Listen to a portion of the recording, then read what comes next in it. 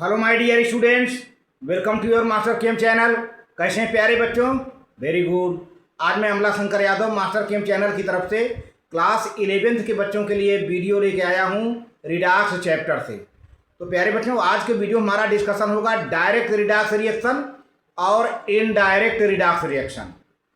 तो इन दोनों में क्या डिफरेंस है और इसके एग्जाम्पल्स, और इसके बाद कौन एक इलेक्ट्रोकेमिकल सेल है जिसको हम गैल्वानिक सेल कहते हैं या इसको वोल्टेइक सेल कहते हैं, जो कि केमिकल एनर्जी को इलेक्ट्रिकल एनर्जी में कन्वर्ट कर देता है। वहीं दूसरी ओर इलेक्ट्रोलाइटिक सेल है जो कि इलेक्ट्रिकल एनर्जी को केमिकल एनर्जी में कन्वर्ट कर देता है। दोनों सेल का हम डिस्कशन करेंगे और इलेक्ट्रोड्स हैं।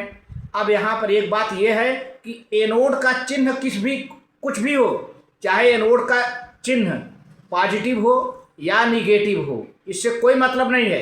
एनोड पर हमेशा ऑक्सीडेशन होता है।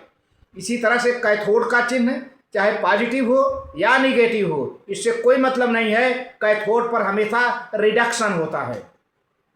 ये आप बात भूल जाइए कि चिन्ह से प्रोसेस बदल जाएगा। चिन्ह कुछ भी हो, लेकिन एनोड पर हमेशा ऑक्सीडेशन, कैथोड पर हमेशा रिडक्शन होता है। अब रही बात इलेक्ट्रोकेमिकल सेल है, उसका एनोड निगेटिव होता है और कैथोड पॉजिटिव होता है।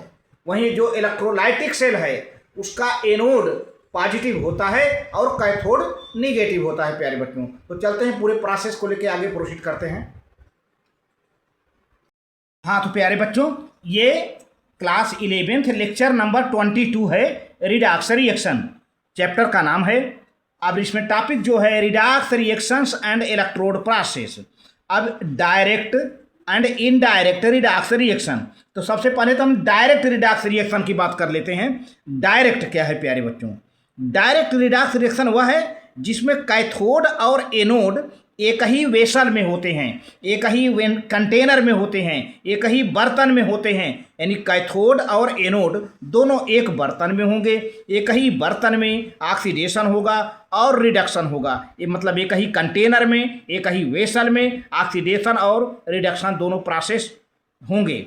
देखिए, direct redox reaction, such redox reactions in which the oxidation and reduction reactions occur in the same vessel. क्या लिखा हुआ है? Same vessels, same container are called direct redox reactions. अब इसके एग्जाम्पल कैसे हैं जी? जैसे when a zinc rod is placed in copper nitrate solution a redox reaction occurs.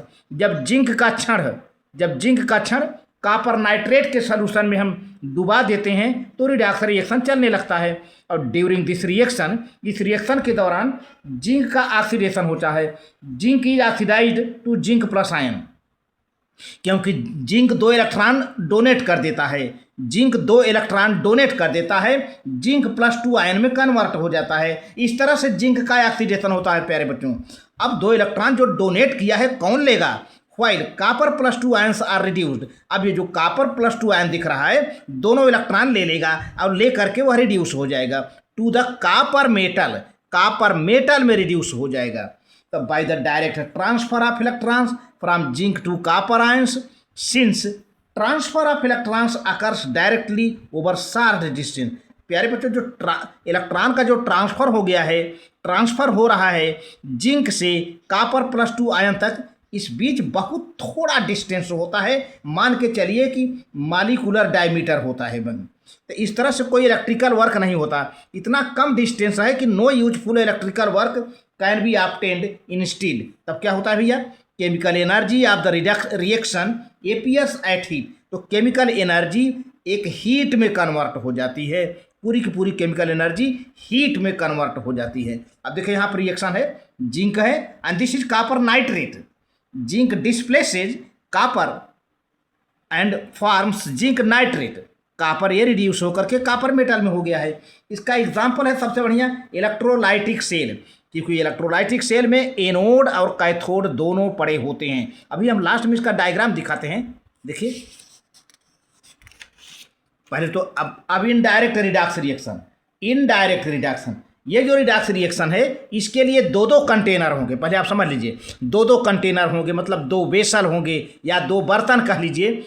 एक वेसल में, एक कंटेनर में जो है ऑक्सीडेशन होगा और दूसरे कंटेनर में रिडक्शन होगा। इसका सबसे बेस्ट एग्जाम्पल है इलेक्ट्रोकेमिकल सेल या गैल्वानिक सेल या वोल्टाइक सेल कहते हैं।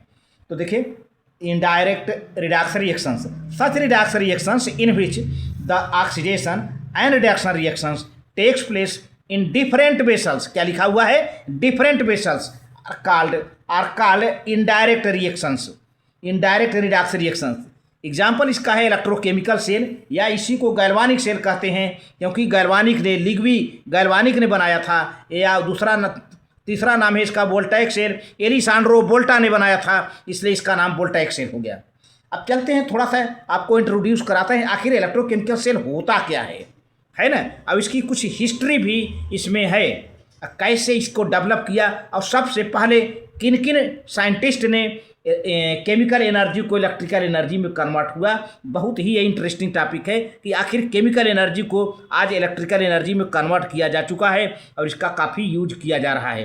तो देखिए, electrochemical cell and electrochemical cell are simply chemical cell कहिए may be defined as a device to convert chemical energy produced in an indirect redox reaction into electrical energy। माने electrochemical energy जो है chemical energy को electrical energy में कुल मिला के change कर देता है। यह एक डिवाइस है। इलेक्ट्रोकेमिकल सेल एक डिवाइस है, एक साधन है, एक सोर्स है जो कि केमिकल एनर्जी को इलेक्ट्रिकल एनर्जी में कन्वर्ट कर देता है। Electrochemical cells are also called galvanic cell. Electrochemical cell को हम गैल्वानिक सेल कहते हैं, आर वोल्टाइक सेल भी कहते हैं, after the name of scientist Luigi Galvani. 1780 में लिग्वी गैल्वानिक ने इसको डेवलप किया था। साइंटिस्ट का नाम है, 1780 में लिग्वी गैल्वानी ने इस सेल को डेवलप किया था, इसलिए इनके नाम से गैल्वानिक सेल भी कहते हैं। एंड एलिसांड्रो वोल्टा 1800 में जो है इन्होंने इस सेल को डेवलप किया था, तो इसलिए इसको वोल्टाइक सेल भी कहते हैं। And these two scientist were first scientist, ये दोनों सबसे पहले साइंटिस्ट थे to perform the experiments on the conversion of chemical energy into electrical energy. ये बहुत ऊंची बात है। ये दो पहले साइंटिस्ट थे जिन्होंने केमिकल एनर्जी को इलेक्ट्रिकल एनर्जी में इस सेल के हेल्प से कन्वर्ट कर दिया, केमिकल एनर्जी को इलेक्ट्रिकल एनर्जी में। अब आइए देखते हैं कि मैंने अभी कुछ देर पहले बताया था कि ऑक्सीडेशन हमेशा एनोड पर होता है, चाहे कुछ भी चिन्ह हो। रिडक्शन हमेशा कैथोड पर होता है, चाहे कुछ भी चिन्ह हो। प्यारे बच्चों, तो देखो ये पॉइंट वाइज है। Oxidation occurs at anode while reduction occurs at cathode. फिर सेकेंड पॉइंट है एनोड इज निगेटिव पोल। देखिए यहाँ पर इलेक्ट्रोकेमिकल सेल में एनोड का कौन सा चिन्ह होता है? चूंकि इलेक्ट्रोकेमिकल सेल चल रहा है ना, तो इलेक्ट्रोकेमिकल सेल में एनोड का चिन्ह क्या होता है? Negative. And cathode is positive pole. Electrons flow from anode to cathode. यहाँ पर ये भी देखना है कि इलेक्ट्रॉन का डायरेक्शन जो होता है वो एनोड से निकल करके कैथोड की ओर जाता है, और वहीं इलेक्ट्रिसिटी का जो डायरेक्शन होता है, यानी करंट का जो डायरेक्शन होता है, वह कैथोड से एनोड की ओर होता है। यही बात बताई जा रही है। Electrons flow from anode to cathode in external circuit while current flows from cathode to anode। ये बात क्लियर है प्यारे बच्चों? नोट कर लीजिए इसे, इसको नोट कर लीजिए। आगे प्रोसीड करूं? बहुत बढ़िया। अब देखिए यहाँ पे डायग्राम क्लियर हो गया। यहाँ पे देखिए दो कंटेनर। सबसे पहले देखिए यहाँ पे ये दो कंटेनर है, ये पूरा सेल है, इसमें दो कंटेनर है, ये भी पूरा सेल है, इसमें एक ही कंटेनर है ना। तो अब ये जो दो कंटेनर है उसको आपने डिफिनीशन दिया इनडायरेक्ट रिडक्स रिएक्शन। दो कंटेनर है, इसका मतलब इसमें कौन सा रिडक्स रिएक्शन होगा? इनडायरेक्ट। इसमें ऑक्सीडेशन होगा, इसमें रिडक्शन होगा। इसमें देखिए ये जिंक का राड है, जिंक का छड़ है जो कि जिंक सल्फेट के सलूशन में डूबा हुआ है। ये कापर का छड़ है जो कि कापर सल्फेट के सलूशन में डूबा हुआ है। अब यहाँ से एक साल्ट ब्रिज लगा हुआ है, साल्ट ब्रिज, जिसमें इनर्ट इलेक्ट्रोलाइट अगर में मिक्स करके मिला दिया गया है। साल्ट ब्रिज का भी वर्क हम बताते हैं आपको। अब देखो प्यारे बच्चों, जिंक जो है अपना इलेक्ट्रॉन इसी राड पर छोड़ करके जिंक प्लस आयन के रूप में आ गया। अब पहले से भी जिंक सल्फेट है, ये भी तो जिंक जिंक प्लस आयन बनाएगा, जिंक सल्फेट भी जिंक प्लस आयन बनाएगा, और ऊपर से राड से भी जिंक प्लस आयन आ रहा है सलूशन में। ध्यान दीजिए, इस राड से जिंक प्लस आयन आ रहा है, सलूशन में खुद जिंक प्लस आयन पड़ा हुआ है और सल्फेट आयन माइनस पड़ा हुआ है। अच्छा, अब यहाँ पर क्या हो रहा है, तब इलेक्ट्रॉन इस पर छूट गया। अब इलेक्ट्रॉन निकल करके यहाँ से सर्किट से हो, इसीलिए निगेटिव है ये, इलेक्ट्रॉन निकल करके सर्किट से होते हुए एक्सटर्नल आ गया कैथोड पर, कैथोड पर आ गया। अब यहाँ इलेक्ट्रॉन आ गया, तो अब इस सॉल्यूशन में कॉपर प्लस आयन पड़ा है, तो कॉपर प्लस आयन किधर की ओर जाएगा, निगेटिव की ओर, माने इलेक्ट्रॉन लेने की बात है। इसको इलेक्ट्रॉन पा जाए तो इसका प्लस चार्ज न्यूट्रल हो जाए, तो इस पर 2 प्लस चार्ज है, 2 यहाँ पर देखिए, ये देखिए एरो बना हुआ है, एरो। अब इस राड के पास जाएगा और इधर से इलेक्ट्रॉन आ ही रहा है, इलेक्ट्रॉन पा करके कॉपर मेटल में रिड्यूस हो जाएगा।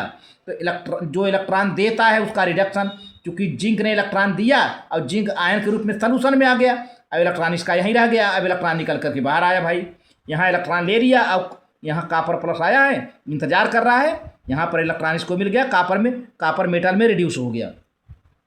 अच्छा ठीक है, अब इस सॉल्यूशन से कॉपर निकल गया, यानी यहाँ पर जमा हो गया, इसके चारों ओर जमा हो गया। तो इस सॉल्यूशन में किसकी कंसंट्रेशन बढ़ती जाएगी, सल्फेट आयन की।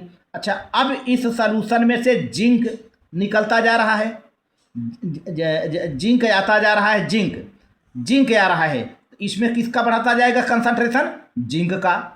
भाई जिंक का बढ़ता जा रहा है, तो यहाँ इधर भी जिंक बन रहा है जिंक सल्फेट से, और यहाँ भी जिंक बढ़ता जा रहा है। तो ऐसी स्थिति में इलेक्ट्रिकल न्यूट्रलिटी नहीं मेंटेन हो पाती है। इसके लिए प्यारे बच्चों, इनर्ट इलेक्ट्रोलाइट इस साल्ट ब्रिज में भरा रहता है, और इसमें देखिए ये एरो बना है।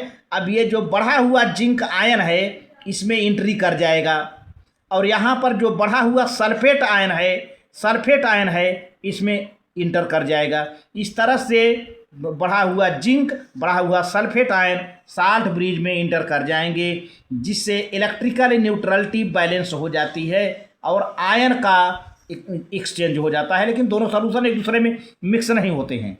तो इस तरह से 2 सर्किट हो गए, इंटरनल सर्किट हो गया, और ये करंट वाला जिसमें इलेक्ट्रॉन फ्लो कर रहा है एक्सटर्नल सर्किट हो गया प्यारे बच्चों। अब इसमें ऑक्सीडेशन हो रहा है, एनोड का चिन्ह है माइनस, ऑक्सीडेशन हो रहा है, यहाँ पर रिडक्शन हो रहा है कैथोड पर, चूँकि कॉपर ने इलेक्ट्रॉन लिया ना, कॉपर प्लस आयन ने इलेक्ट्रॉन लिया, यहाँ पर जो है जिंक ने इलेक्ट्रॉन दे करके जिंक प्लस आयन में कन्वर्ट होकर के सॉल्यूशन में आ गया। तो इस तरह से इस जो राइट इलेक्ट्रोड है जिसको कैथोड कहते हैं उसका चिन्ह पॉजिटिव है और इस पर रिडक्शन होता है। जो लेफ्ट इलेक्ट्रोड है उसको एनोड कहते हैं, इस पर ऑक्सीडेशन होता है प्यारे बच्चों। अब क्या है, ये सेल क्या है, सीई माने केमिकल एनर्जी को कन्वर्ट करता है ई इलेक्ट्रिकल एनर्जी में। यह सेल केमिकल एनर्जी को, सीई का मतलब केमिकल एनर्जी, ई का मतलब electrical energy. This cell is responsible to convert chemical energy into electrical energy. इसको इलेक्ट्रोकेमिकल सेल कहते हैं प्यारे बच्चों। इनडायरेक्ट रिडक्स रिएक्शन इसमें होता है, क्योंकि 2 कंटेनर हैं, मैंने डिफिनीशन पहले बताया। इस तरह से यह cell chemical energy changes into electrical energy में कन्वर्ट कर देता है। अब आइए एक बात, हम इलेक्ट्रोलाइटिक सेल की बात करें। अब इलेक्ट्रोलाइटिक सेल में देखिए एनोड प्लस है, ध्यान दीजिए, अब यहाँ पर एनोड माइनस है और यहाँ पर कैथोड माइनस है, यहाँ पर कैथोड प्लस है, ध्यान दीजिए, बस जस्ट अपोजिट है, और दोनों इलेक्ट्रोड एक ही कंटेनर में हैं, एक ही वेसल में हैं। तो जाहिर सी बात है इसमें रिडक्स रिएक्शन होगा, इसमें डायरेक्ट रिडक्स रिएक्शन होगा, इनडायरेक्ट नहीं होगा, डायरेक्ट रिडक्स रिएक्शन होगा। अब होता कैसे है, एनोड पर क्योंकि पॉजिटिव चार्ज है, अब इसमें इलेक्ट्रोलाइट है, कोई इलेक्ट्रोलाइट AB। इलेक्ट्रोलाइट क्या कहते हैं, जिसको पानी में मिला दें तो दो अपोजिट आयन में डिसोसिएट हो जाएं। जैसे देखिए AB एक इलेक्ट्रोलाइट है, AB इलेक्ट्रोलाइट है, पानी में मिला दिया, A+ आयन बनाया, B- आयन बनाया। अब देखो ये पड़े हैं दोनों, A+ ion B- ion solution में पड़े हैं, AB इलेक्ट्रोलाइट सॉल्यूशन में आयन के रूप में पड़े हैं। अब इस एनोड का चिन्ह प्यारे बच्चों प्लस है, इस कैथोड का चिन्ह माइनस है। तो अभी प्लस की ओर कौन आयन जाएगा, ये निगेटिव आयन जाएगा, ठीक है।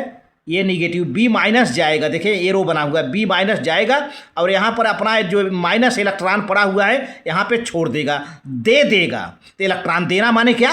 Oxidation. B electron, B minus ion जा रहा है, अपना इलेक्ट्रॉन डोनेट कर दे रहा है इस इलेक्ट्रोड को। तो इसका मतलब डोनेट होना माने क्या? इलेक्ट्रॉन का डोनेशन होना माने क्या? ऑक्सीडेशन। तो एनोड पर ऑक्सीडेशन हो गया। अब ए प्लस जाएगा, इसको प्लस चार्ज है, इलेक्ट्रॉन की कमी है, यहाँ पर माइनस चार्ज है इलेक्ट्रोड पर। तो अब ये जाएगा इलेक्ट्रॉन यहाँ पर आसानी से पा जाएगा। तो इलेक्ट्रॉन का लेना माने क्या? रिड्यूस होना। तो ए यहाँ पर जाके रिड्यूस हो जाएगा, इलेक्ट्रॉन लेगा और बी जाकर इलेक्ट्रॉन देगा। यहाँ पर बी का ऑक्सीडेशन, बी माइनस का ऑक्सीडेशन होगा, ए प्लस का यहाँ पर रिडक्शन हो जाएगा। इस तरह से यह सेल इलेक्ट्रिकल एनर्जी को केमिकल एनर्जी में इलेक्ट्रिकल एनर्जी को केमिकल एनर्जी में कन्वर्ट करता है। इस सेल में दोनों इलेक्ट्रोड एक ही कंटेनर में हैं। इसमें डायरेक्ट रिडॉक्स रिएक्शन होता है। Chemical energy of reaction appears as a heat प्यारे बच्चों। तो ये रहा। अब हम थोड़ा डिस्कस करते हैं, आखिर जो साल्ट ब्रिज हम हटा दें, मैंने आप समझ गए होंगे कि साल्ट ब्रिज ना होता तो जिंक इसमें न निकल के जाता और सल्फेट इसमें से ना होता। तो इस तरह से क्या हो जाता है कि इलेक्ट्रॉन का फ्लो बंद हो जाता, और जब इलेक्ट्रॉन का फ्लो बंद हो जाता तो करंट का फ्लो बंद हो जाता। तो यही साल्ट ब्रिज का हम फंक्शन बताते हैं। और साल्ट ब्रिज किससे किससे बना होता है, क्या है न्यूट्रल इनर्ट इलेक्ट्रोलाइट, क्या है इनर्ट इलेक्ट्रोलाइट जो इसमें भरा होता है प्यारे बच्चों। तो जरा साल्ट ब्रिज की ओर ध्यान दीजिए। साल्ट ब्रिज का फंक्शन बहुत बार एग्जाम में पूछा जाता है, काफ़ी फेमस क्वेश्चन है। तो प्यारे बच्चों आप देखिए, salt bridge which provide electric contact between the two solutions without allowing them to mix with each other. Salt bridge प्यारे बच्चों दोनों सॉल्यूशन को कांटेक्ट करता है, लेकिन उसको मिक्स नहीं होने देता। दोनों को कांटेक्ट किए रहता है, लेकिन दोनों सॉल्यूशन को एक दूसरे में मिक्स नहीं होने देता। ये पहली पॉइंट है। और देखिए साल्ट ब्रिज यही है, यहाँ से लेके ये यू आकार का है, अंग्रेजी के यू आकार का है प्यारे बच्चों। तो salt bridge is you tube containing solution of N inert electrolyte. इसमें साल्ट ब्रिज में इनर्ट इलेक्ट्रोलाइट भरा होता है। इनर्ट माने क्या? जिसके आयन फ्लो ना कर सके। फ्लो क्यों? दरअसल जो इलेक्ट्रोलाइट होता है अगर में या जिलेटिन में मिक्स कर दिया जाता है। आयन तो बनते हैं, लेकिन जिलेटिन प्यारे बच्चों चूंकि चिपचिपा होता है तो उसके आयन फ्लो नहीं कर पाते और वो इनर्ट रहता है। तो देखिए उसी की बात मैं करने जा रहा हूँ कि salt bridge is use tube containing solutions of N inert electrolyte. इसमें इनर्ट इलेक्ट्रोलाइट भरा होता है। जैसे क्या क्या हो सकता है, मतलब इसमें से कोई भी एक होगा। एग्जाम्पल सच है potassium chloride, potassium nitrate, potassium sulphate, ammonium nitrate etcetera. इन अगर किसमें मिक्स होता है? इन अगर या जिलेटिन में। अगर एक लाइकेन होता है, लाइकेन का पार्ट होता है, उसका एक मिक्सचर बनाया जाता है, उसी में होता है। या इसके जगह पे जिलेटिन, अगर जिलेटिन होता है। इसको आप नोट करो प्यारे बच्चों, आगे चलते हैं। जो कि चिपचिपा होता है अगर उसी में ये इलेक्ट्रोलाइट मिला दिए जाते हैं। आप इसको नोट कर लीजिए, ठीक है। इन अगर और जिलेटिन। अब आते हैं आखिर इनर्ट इलेक्ट्रोलाइट को और अच्छे से एक्सप्लेन करते हैं। An inert electrolyte is one whose ions do not take part in the redox reaction. तो इनर्ट इलेक्ट्रोलाइट वे होते हैं जिनके आयन रिडॉक्स रिएक्शन में पार्टिसिपेट नहीं करते हैं, बिल्कुल नहीं करेंगे, क्योंकि वो आयन तो किस में मिक्स हो गए हैं? जिलेटिन में, अगर में मिक्स हो गए हैं, जिसके वजह से वो जो है मूव नहीं कर सकते। And also do not react with the solutions of the electrolyte taken into beakers और कंटेनर। अब यहाँ तक कि जो इनर्ट इलेक्ट्रोलाइट के जो आयन हैं वो दोनों कंटेनर में जो सॉल्यूशन रखा गया है उससे भी रिएक्ट नहीं कर सकते। फॉर एग्जांपल जैसे potassium chloride can not be used if one of the electrode is silver electrode containing silver nitrate solution. देखिए पोटेशियम क्लोराइड को हम यूज नहीं कर सकते अगर इसमें से यदि एक इलेक्ट्रोड जो है सिल्वर इलेक्ट्रोड का बना हो और उसमें सिल्वर नाइट्रेट सॉल्यूशन भरा हो। ऐसा क्यों भाई? इस पर खूब क्वेश्चन आता है। हम जब कोई सॉल्यूशन में कोई सॉल्यूशन सिल्वर नाइट्रेट का हो, उसमें सिल्वर का क्षण हो, तो उस टाइम पोटेशियम क्लोराइड को हम यूज नहीं करते ऐसे। क्यों? Because potassium chloride reacts with silver nitrate solution to form white precipitate of silver chloride. तो ज़्यादातर इससे बचना है। हालांकि पोटेशियम क्लोराइड एक इनर्ट इलेक्ट्रोलाइट हो जाता है जब इसको हम जिलेटिन में मिला देते हैं।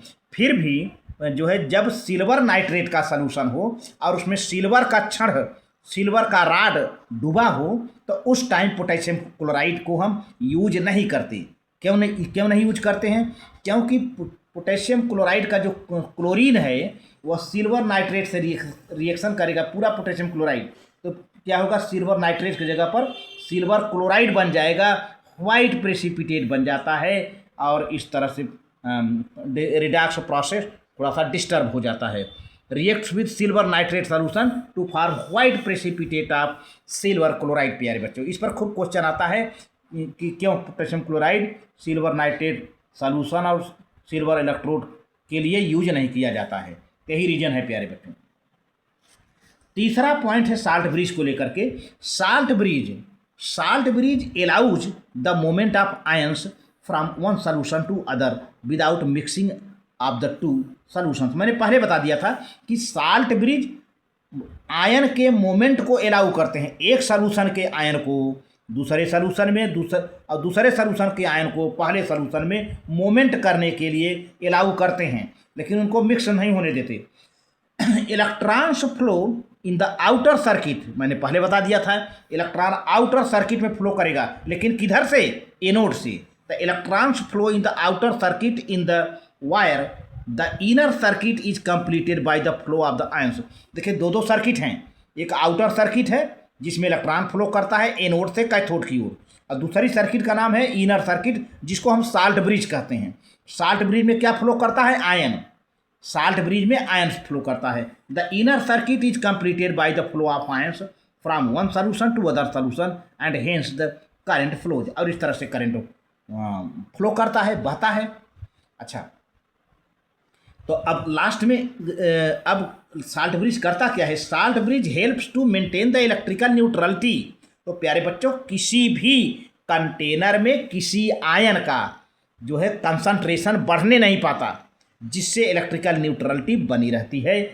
तो salt bridge helps to maintain the electrical neutrality of the solutions in the two half cells due to flow of ions, क्योंकि आयन का फ्लो हो रहा है। अब अगर साल्ट ब्रिज हटा दिया जाए तो आयन का फ्लो नहीं होगा, तो सीधी सी बात है आयन का मात्रा बढ़ जाएगा, आयन का कंसंट्रेशन बढ़ जाएगा। इलेक्ट्रॉन को जो पॉजिटिव आयन वाला है निगेटिव आयन को खींच लेगा, यानी इलेक्ट्रॉन को खींच लेगा। इलेक्ट्रॉन निगेटिव है तो मान लीजिए कि जिंक सल्फेट है, जिंक प्लस का कंसंट्रेशन बढ़ गया, इलेक्ट्रॉन को खींच लेगा, नहीं जाने देगा। इधर सल्फेट का कंसंट्रेशन बढ़ गया तो इलेक्ट्रॉन को रिपल्सन कर देगा, वो सर्किट में से नहीं आने पाएगा।